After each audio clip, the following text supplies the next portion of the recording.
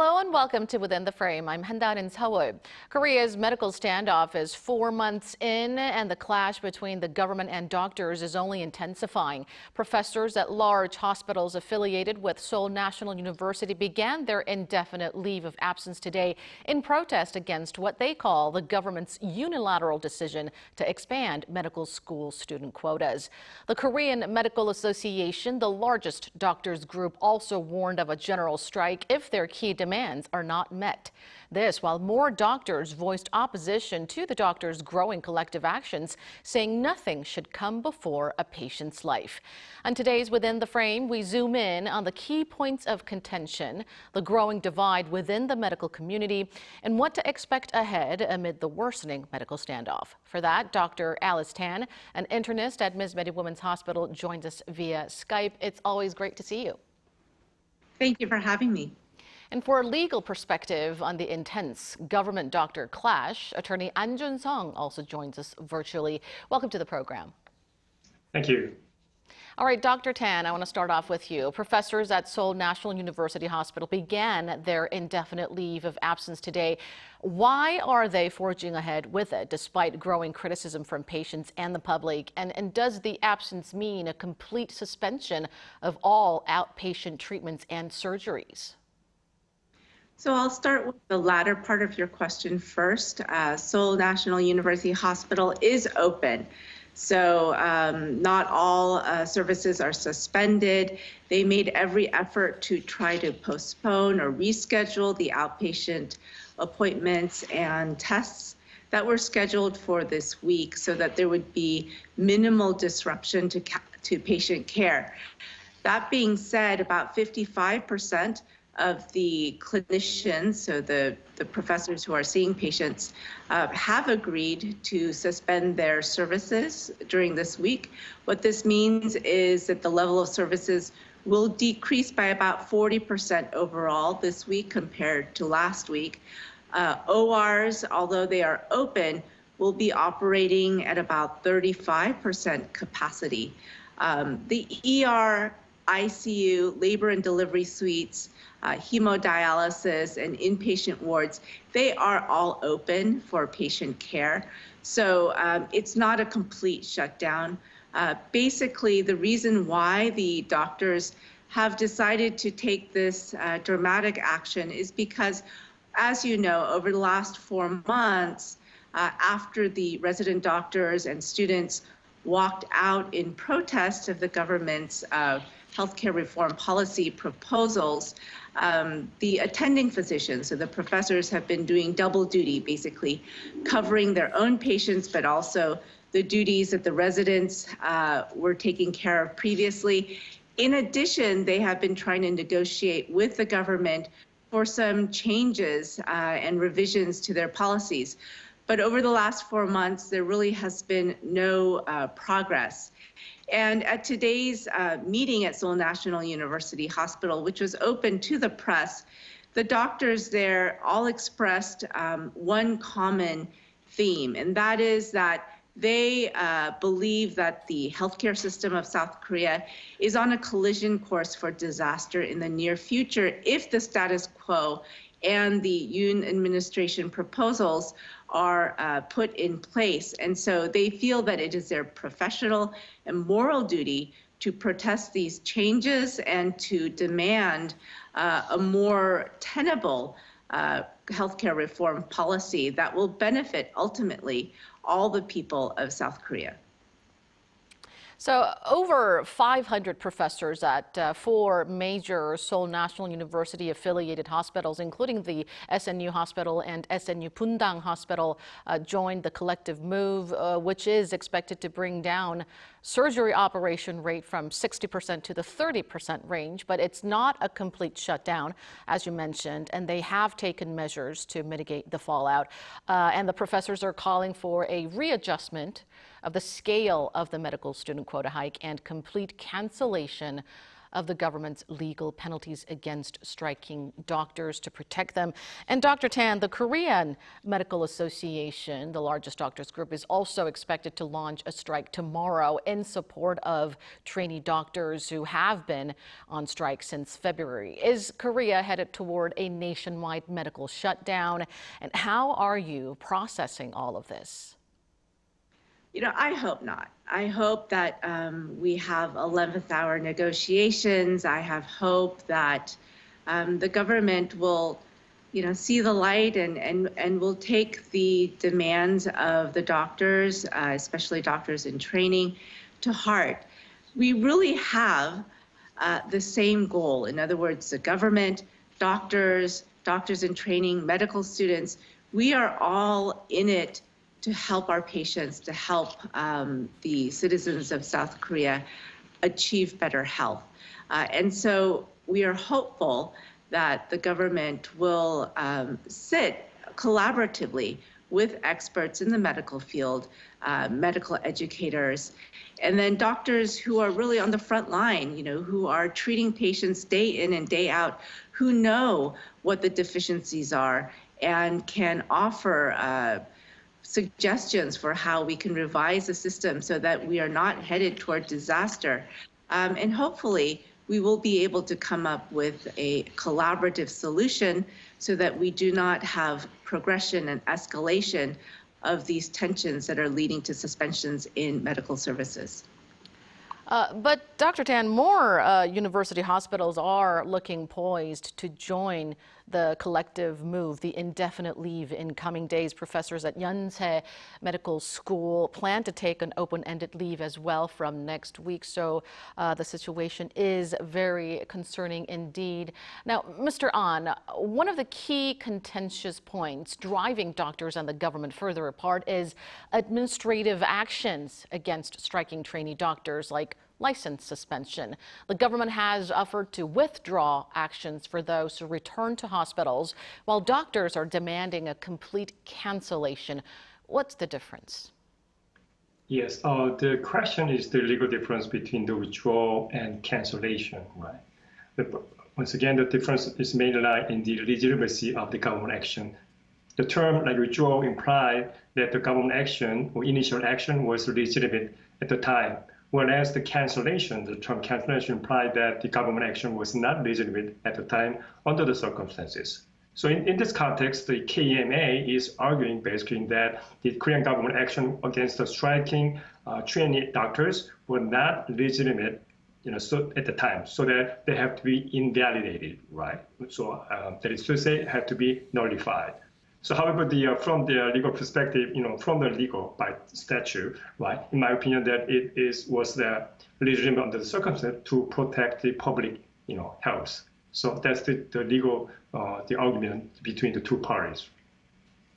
Well, complete cancellation of legal penalties against striking doctors is one of the key demands of both medical professors and the KMA. And so it's a critical point that will be closely examined going forward.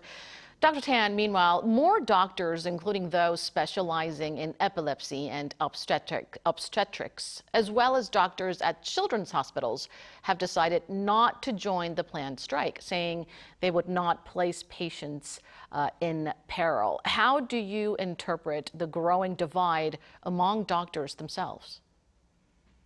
Well, I don't know that the doctors are divided. I think we are all unified in our desire to see a quick resolution to this crisis situation, and also we're unified in our desire to really put the medical needs of our patients first as much as we can.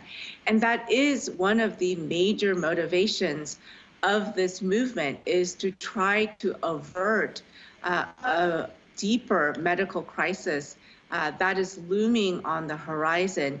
The crisis in the deficiency of healthcare workers in rural areas, the dwindling number of doctors in primary care and other essential fields, the growing threat of medical litigation that really threatens entire careers because the costs of litigations are so high. And so even though it does appear that There are some doctors who are not going to participate in the strike. I think in general, patients can understand that doctors are making every effort to try to reschedule their patients, to try to transfer patient care to other institutions that are open, and even Seoul National University Hospital, their obstetrics units, labor and delivery, pediatrics, ICUs, ERs, they are all open. And so we are not abandoning our patients. We do want to make a very clear and strong message, however, to both patient groups and the government that this is an issue that we feel very strongly about, and we're really doing this to protect the health of our nation in the future.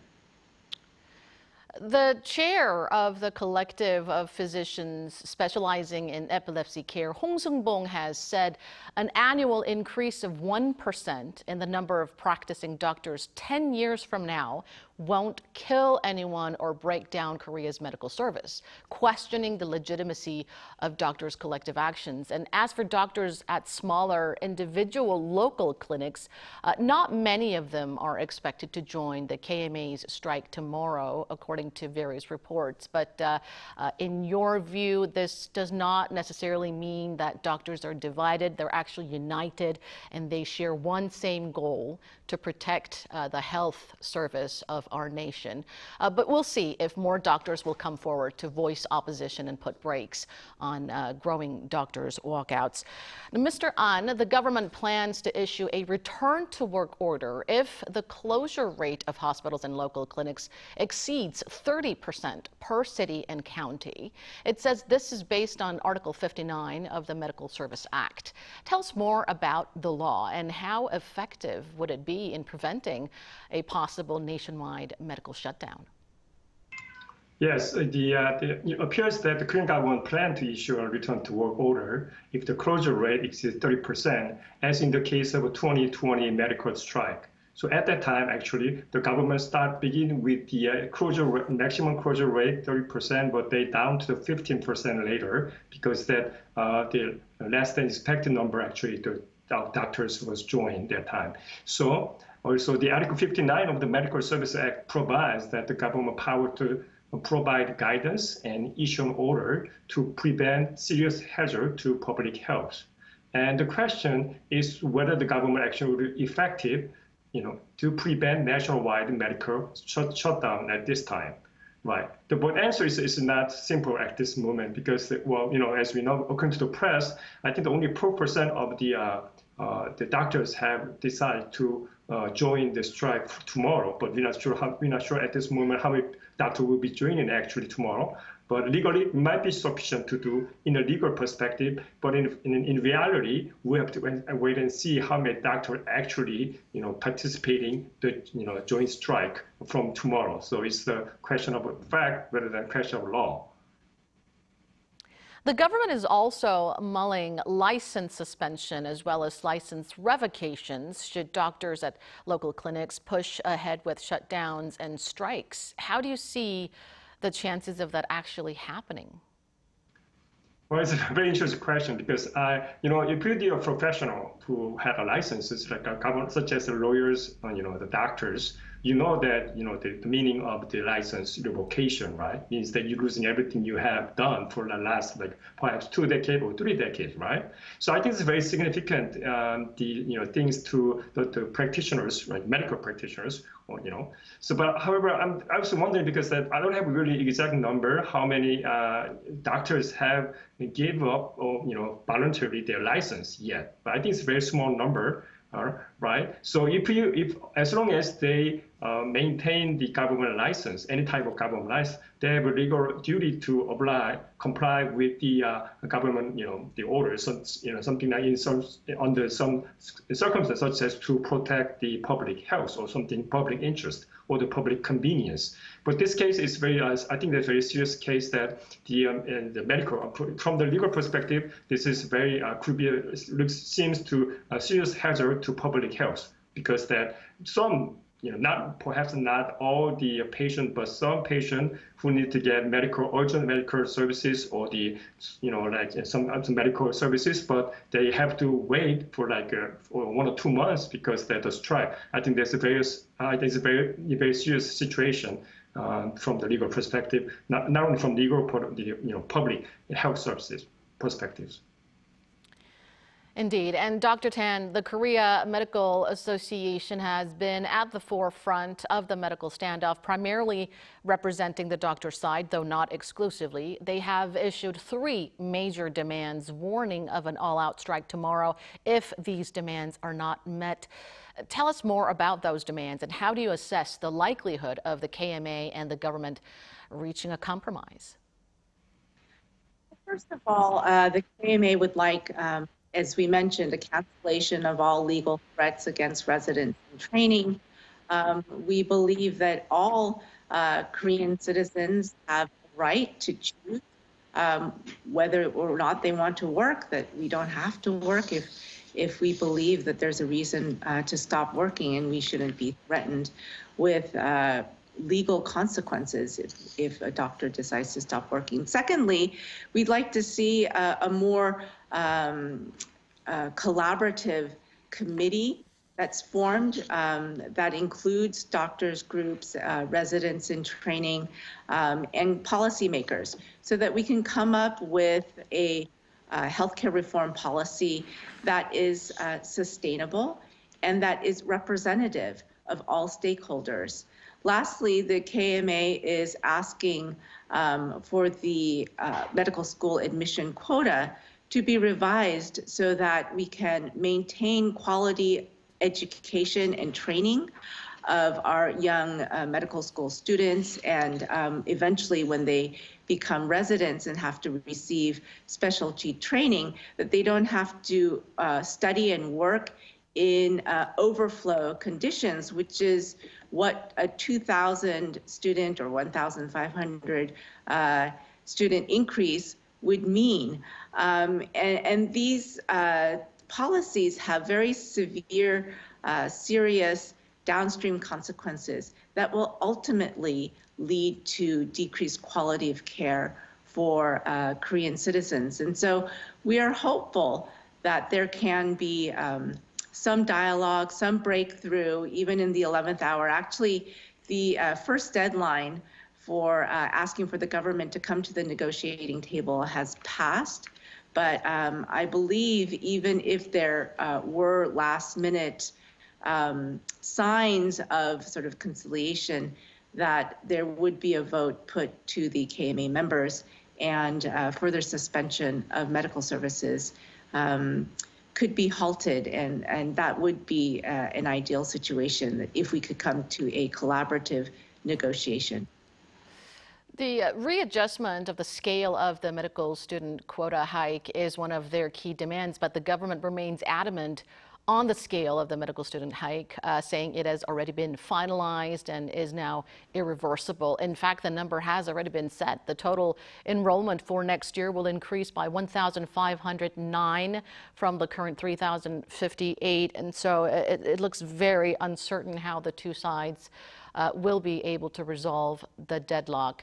Mr. An, the government will also look into possible violations of fair trade laws against the KMA for allegedly encouraging community doctors to stage a strike.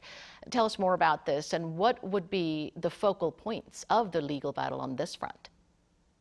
Yeah, actually, well, but if we want to talk about big picture here, both parties are getting smarter, right? Because they've been through some similar cases before.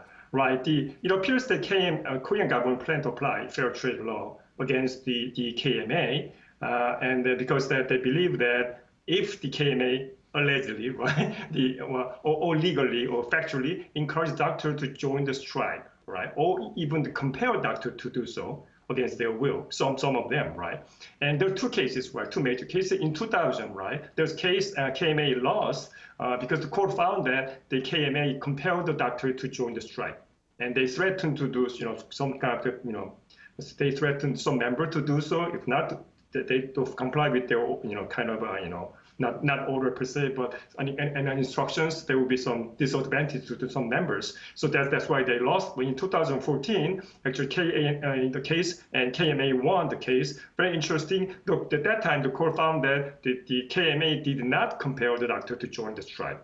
And why it's a very interesting case, because the court found that the doctor made individual decision by both. So what happened was that in this time also the KMA learned the lesson from the 2014 case, and they used the voting process so that they can get away from the 2000 case, their mistakes they learned from that. But however, in the big picture, the government said the fair trade, the action against KMA is different from the one legal action against the doctors, individual doctors or the hospitals, right? There's a trade association, or basically the government is doing independent actions against the KMA. I think there's different strategies they're using it. So you have to looking at the big picture. There's two different separate actions going on. Legal action against the doctors, individual doctors on hospital, and the other side there's KMA.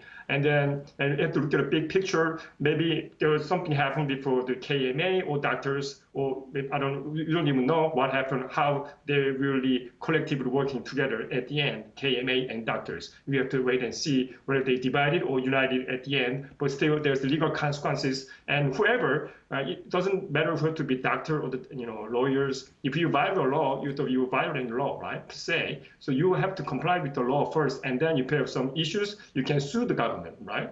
For something have done wrong. But if you're going strike without complying with your legal obligation on your side, and keep saying that we're doing because we are whatever reason to do, I think that's not the right way to solve the problem from the legal perspective.